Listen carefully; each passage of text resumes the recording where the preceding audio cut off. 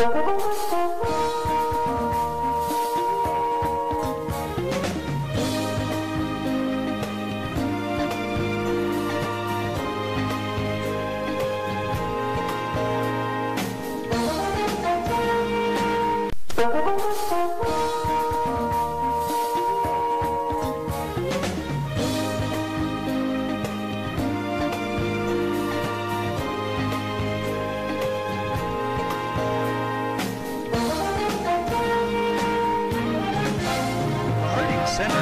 at 267 West Center Street in the heart of downtown Marion, is now accepting applications from adults, students, and seniors. The Harding Center is a beautiful historic building offering one-bedroom apartments and efficiencies at affordable rental rates. All utilities are included. Basic cable and internet are available.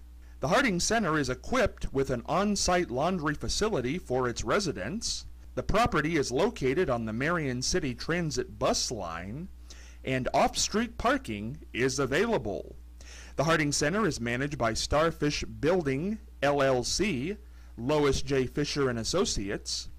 For more information, contact them at hardingcenter@gmail.com or give them a call at 740-223-3288. The Harding Center, a beautiful place to live in the heart of downtown Sargent's Marion. Greenscapes is a full-service lawn and landscape company located in Marion, Ohio.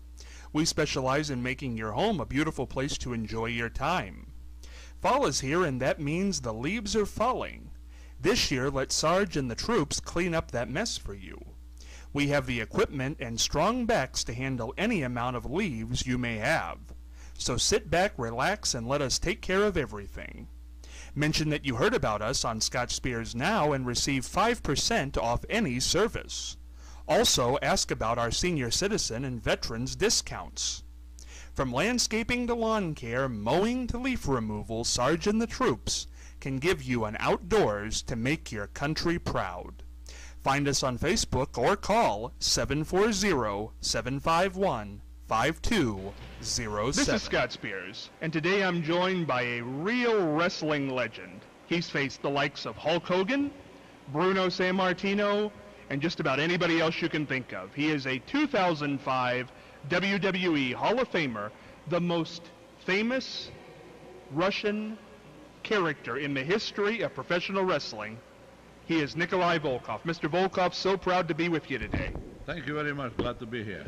Nikolai, I want to talk a little bit about your childhood because most people think you were born in Russia. That's not true. What was it like? I was born in Croatia. At that time, that was Yugoslavia. And it was a communist country. And my mother was Russia, my father was Croatia, and my grandmother was Italian. I speak all three languages. Is that right? Yes. How did you end up in professional wrestling? My grandfather on my mother's side, he was a professional wrestler long time ago, and he was a world champion, and actually he was killed by first communists at the time. Wow. To have something like that happen, what does it do to you? Well, always was, you know, I remember as a kid was watching picture of my grandfather on the wall with all his medals and name champion and plata, and that time my parents couldn't tell me he was killed by first communists because we was living under communist rule. But then when I got big older, I find out, and I confirm my mother and father and say, son, we didn't tell you the truth then because we don't want you to get in trouble with the law. For that reason, I made up my mind that I will escape. For people who don't understand communism, what's it like to live under communist rule? Communism is the worst shape of capitalism. In what way? Everything is owned by government. For things, Russia right now, it's no longer the Soviet Union, but Russia, of course. What do you make of everything that's going on with Syria, them giving asylum to Snowden, just things they've done? Well, you always go have a world, you always have a, you know, wars in the world, you know, be something never going to be everything peaceful and nice as it should be, you know, because you have so many different people, they pushing different buttons and they do it in secrecy. Do you like Vladimir Putin from what you've seen of him? Man, he did his job. Every president don't run the country. The, the, the people who run the whole world, they run every country too. That's the people with the money. To get back to your wrestling career, what was your first wrestling match like, and who was it against? My first wrestling match was in Vienna, Austria. I wrestled at the time Blemishlitz. He was the Austrian champion. Very nice man, but he was up in age. He was very, very, old there. But that was my first. And then my second was with my countryman. Name was Mio Ujevic. He was the Olympic champion. And he was a European champion. He was a good wrestler, and he was friend of my grandfather, and he helped me and teach me lots of good stuff. I think it would be safe to say that when you were portraying this Russian sympathizer, the 70s, the 80s, Yeah. Russia was probably the most hated country, maybe just behind Iran by a little bit. What was it like to go to these arenas and say these horrible things? Well, like I said, wrestling was always, in every sport, professional sport, you have a show business. That don't mean that people don't go in and wrestle, work hard, they get hurt, everything also. But show business is something that you draw crowds. And for example, when I come first time in Madison Square Garden, the best house ever have in New York, in New Madison Square Garden, was a half a house.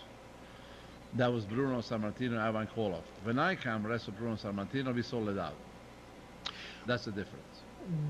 Was there ever? That's the difference because I speak Russian, and my mother was Russian, and people hate my guts. Is that hard though? You're a likable guy. Yes, but every good athlete is a likable guy, because you cannot be good athlete if you're not a beautiful person. But in your heart, you did not like Russia at that time. You certainly didn't agree with them. Soviet Union.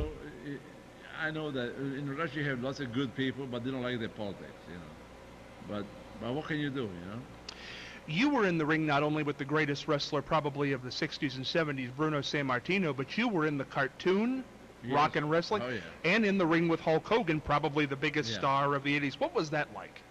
It was good. Hogan was, good guy. I was in cartoon, was very good. I wrestled him many times. I believe last time Medland was sold out. It was me against Hulk Hogan.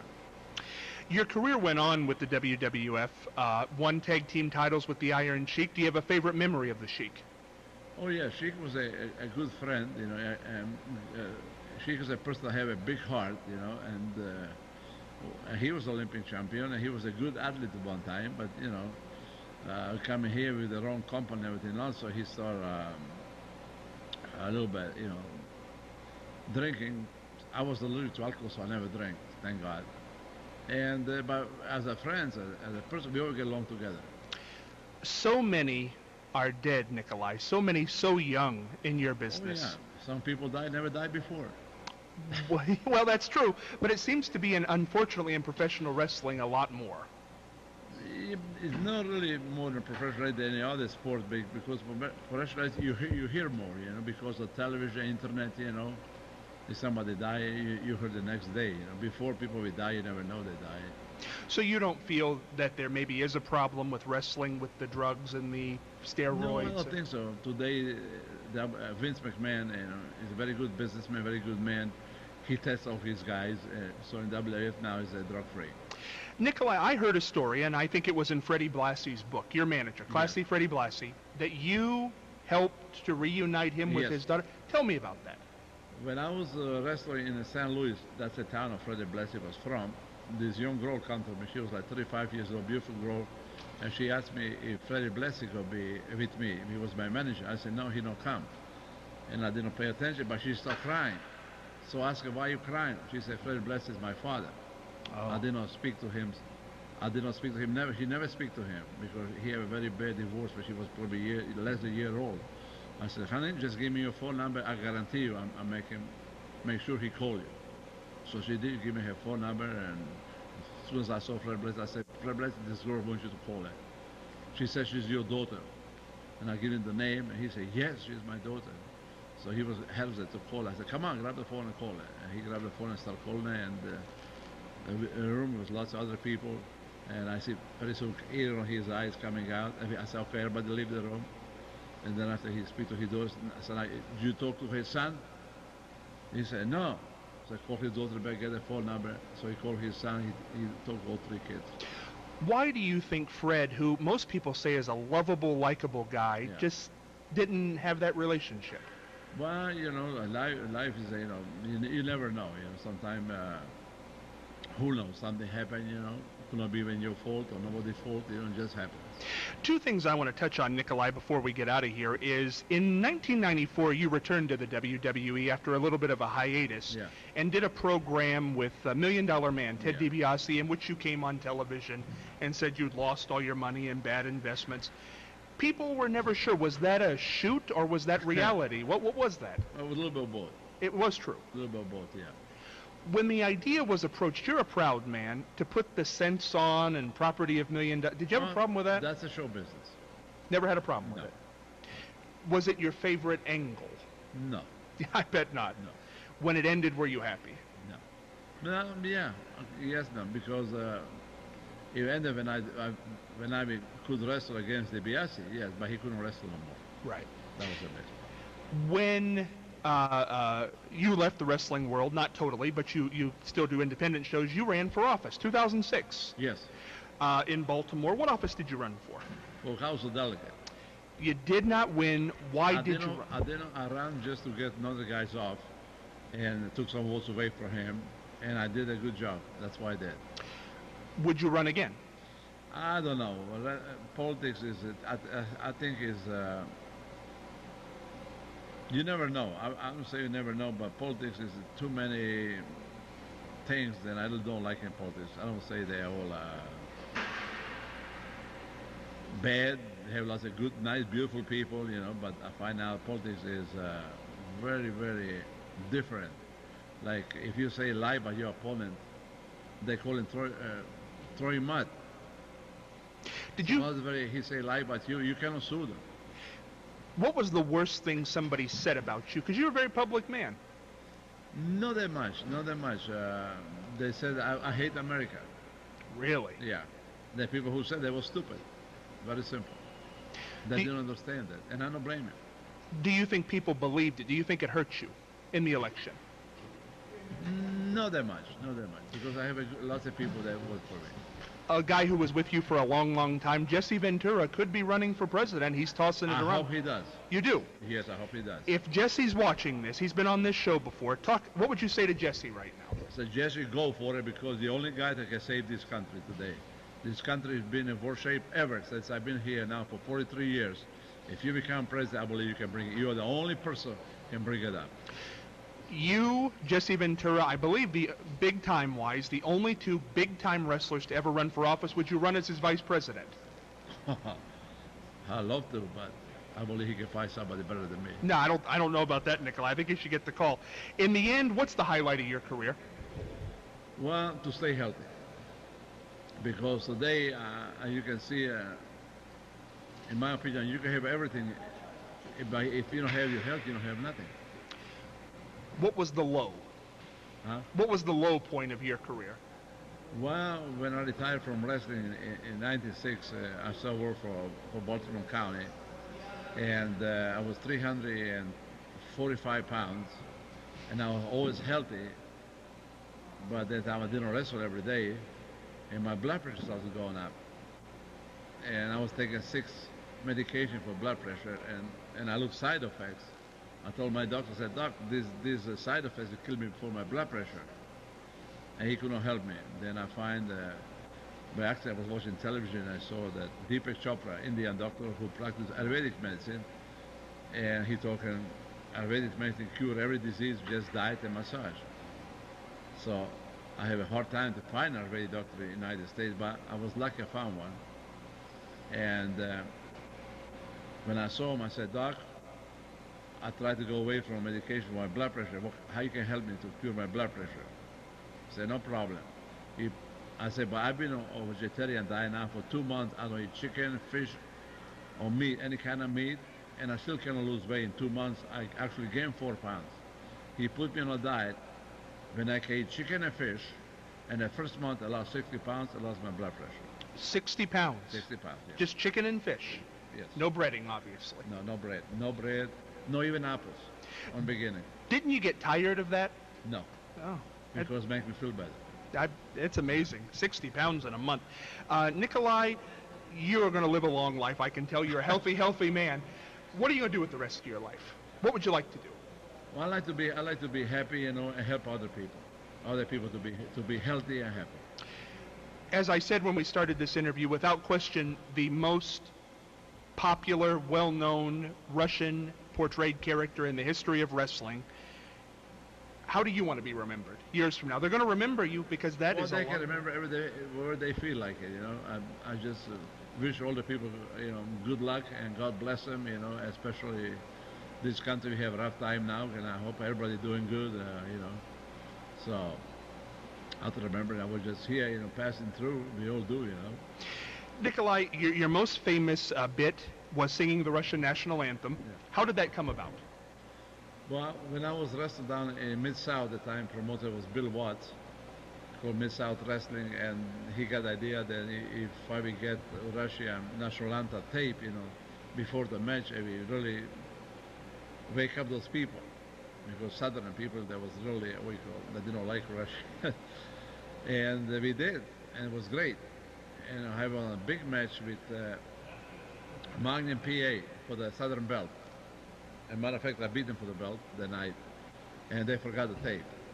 So at the time, there was an agent for Bill Watts, was Grizzly Smith.